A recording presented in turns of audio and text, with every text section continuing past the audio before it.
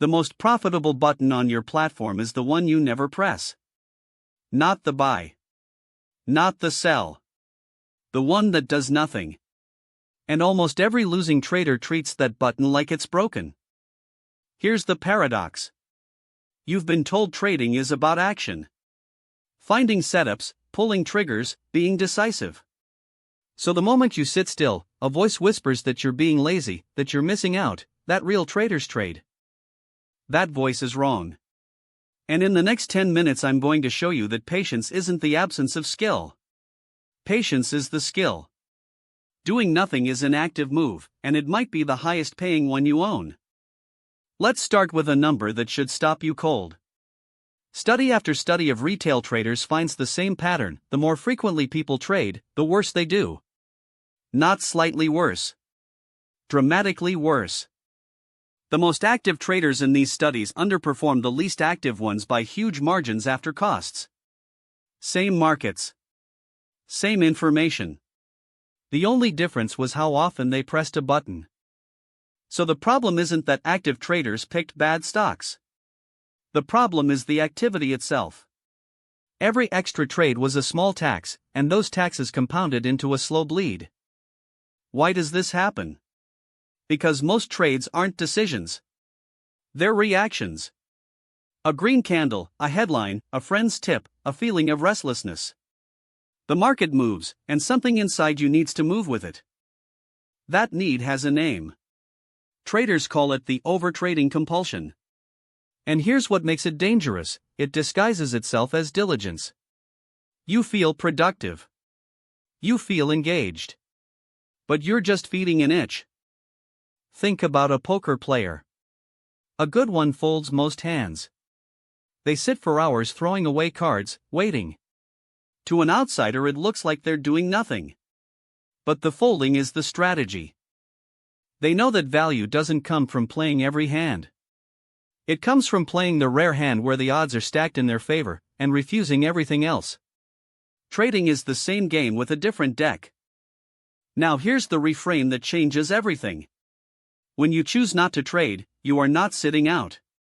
You are actively deciding that the odds in front of you aren't good enough. That is a position. The position is cash. Cash is not surrender. Cash is optionality. It's dry powder. It's the freedom to strike when a real opportunity finally shows up, instead of being tied up in 3 mediocre trades that felt exciting an hour ago. Let me give you a concrete way to see it. Imagine 2 traders watching the same quiet, choppy market. Trader A takes 8 trades looking for something to happen. Trader B takes 0. By the end of the day, Trader A has paid 8 spreads, 8 commissions, and made 8 emotional decisions in a market that offered nothing. Trader B has paid nothing and preserved full focus for tomorrow. Who's ahead? Not the busy one. The busy one manufactured risk out of boredom. The still one recognized there was no edge and simply declined to donate money to the market. This is the part people miss. Markets don't pay you for effort. They pay you for being right at the right size at the right time. Grinding harder in a bad environment doesn't create edge. It just multiplies your exposure to noise. There's a psychological trap underneath all of this, and it's worth naming. It's called action bias. Humans are wired to prefer doing something over doing nothing, especially when we feel anxious or under pressure. You see it with goalkeepers facing penalty kicks. Statistically, they'd save more by staying in the center of the goal. But they almost always dive left or right. Why? Because standing still and missing feels unbearable. Traders do the exact same thing. Staying flat while others seem to be making money feels like failure, even when flat is the mathematically correct choice.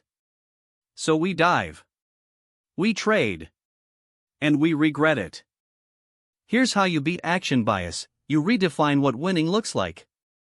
A great trading day is not a day you made money. A great day is a day you followed your process. And sometimes your process says wait. When no trade is a valid outcome on your scorecard, everything shifts. You stop punishing yourself for patience. You start counting the trades you avoided as wins, because every bad trade you skip is money you didn't lose. And that's the invisible profit. It never shows up as a green number on your screen. There's no confetti when you avoid a loss. But your account remembers. Capital you don't lose is capital that keeps compounding for the trade that matters. So how do you actually build this patience as a muscle? First, define your setup in advance, in writing. If the market isn't offering that specific setup, there is nothing to do. Boredom is not a signal. Second, put friction between you and the button. Force yourself to write one sentence explaining why this trade fits your plan before you enter. Most impulse trades die the moment you're asked to justify them. Third, track your untaken trades. Keep a log of setups you passed on and what happened next.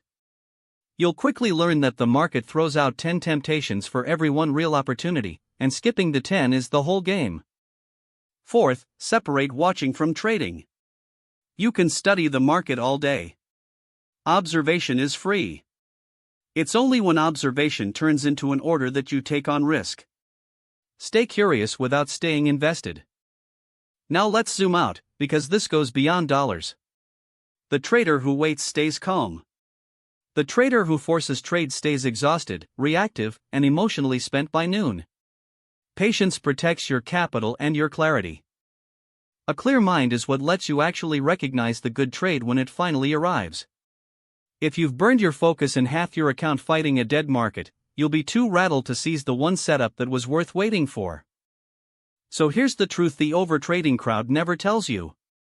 The best traders aren't the busiest. They're the most selective. They understand that doing nothing, on purpose, with discipline, is one of the most powerful things you can do in a market. The button that does nothing isn't a sign you failed to find a trade. It's proof you refused to force one. And over a career, refusing the wrong trades will make you more money than finding the right ones. So the next time you feel that itch, that restless pull to just do something, pause. Ask yourself, is this a real edge, or am I just uncomfortable being still? Because in this game, stillness is a strategy, and the best trade is usually no trade.